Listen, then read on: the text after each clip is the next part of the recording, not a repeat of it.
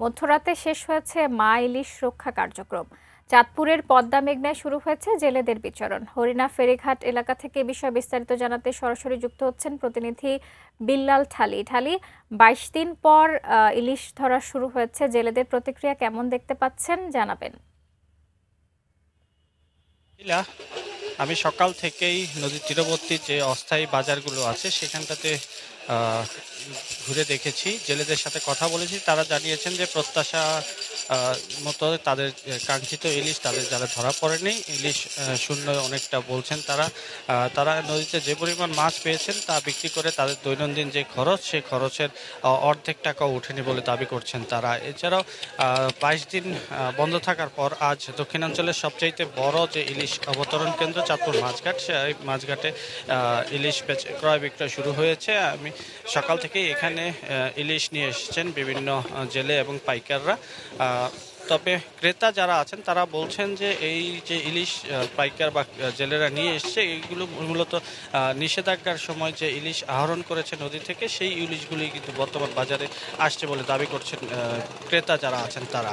এছাড়া আমি ব্যবসায়ীদের সাথে কথা বলেছিলেন, তারাও জানিয়েছেন জেলেদের মতো একই কথা, যে নদীতে পর্যাপ্ত পরিমাণে ইলিশ ধরা পড়ছে না, যার কারণে ইলিশের যোগান একেবারেই কম। আমি আজকের বাজার দরটা একটু জানিয়ে রাখতে চাই। আজকের বাজারে 1 কেজি ওজনের যে ইলিশ আছে সেটি কিন্তু ২৫০০ থেকে ২৬০০ টাকা কেজি প্রতি বিক্রি হচ্ছে। ৮ থেকে ৯০০ গ্রাম ওজনের ইলিশ ২০০০ থেকে ২৩০০ টাকা প্রকারভেদে বিক্রি হচ্ছে। এছাড়াও ৫ থেকে ৬০০ গ্রামের যে ইলিশ আছে সেটি ১৩০০ থেকে ১৫০০ টাকা কেজি প্রতি এই বাজারে বিক্রি হচ্ছে। তবে লক্ষণীয় বিষয় হচ্ছে, এখনও যেই ইলিশ বাজারে এসেছে সেই ইলিশের মধ্যে কিন্তু আমরা ডিম লক্ষ্য করতে পেরেছি। তো অনেক জেলেই বলছেন যে ইলিশের যেই নিষেধাজ্ঞা ২২ দিন সময় দেওয়া হয়েছিল, সেই সময়টিতে পুরোপুরি ইলিশ ডিম ছাড়তে পারেনি। কিছু মাছের পেটে এখন পর্যন্ত ডিম রয়ে গেছে, তারা দাবি করছেন।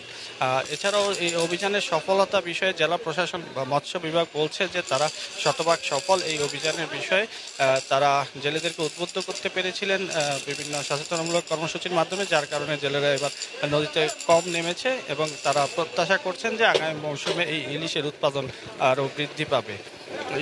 এই যে অভিযান গেল ২২ দিনের, এই অভিযানের সফলতার কথা যদি বলি, এই সফলতা দেখতে হলে আরও 1টি বছর কিন্তু ক্রেতা সাধারণকে বা ভোক্তাকে অপেক্ষা করতে হবে, কারণ এই ইলিশ সবেমাত্র ডিম ছেড়েছে। এই ইলিশ থেকে জাটকা হবে, তারপর জাটকা রক্ষা করতে হবে, তারপরে মূলত ইলিশের যে উৎপাদন সেটি কিন্তু চোখে পড়বে। শাকিলা, এই ছিল আমার কাছে।